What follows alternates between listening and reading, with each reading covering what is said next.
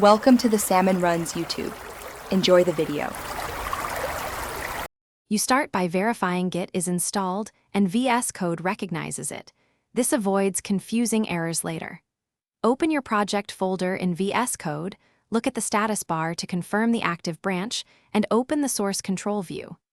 Once done, pull remote changes.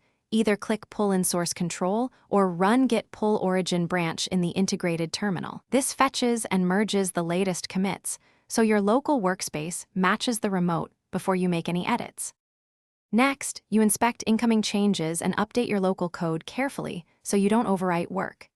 Use Vscode diffs to review modifications and stage logical chunks rather than everything at once. If merge conflicts appear, open the inline conflict editor, choose or combine changes, and mark files resolved. This prevents accidental deletions. Make sure to run your test suite or linters locally so the updated code still passes quality checks. Then commit any conflict resolutions. Finally, push your clean commits back to the remote so teammates see the updated code.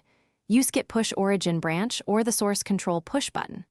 Once pushed, verify the repository and CI pipelines picked up the new commit, and make sure your branch is healthy on the remote. If something goes wrong, like divergent history, fetch and either rebase or reset as appropriate. When unsure, fetch and inspect logs. Then communicate with teammates to avoid overriding important work. Thanks for watching. Consider subscribing if we helped you.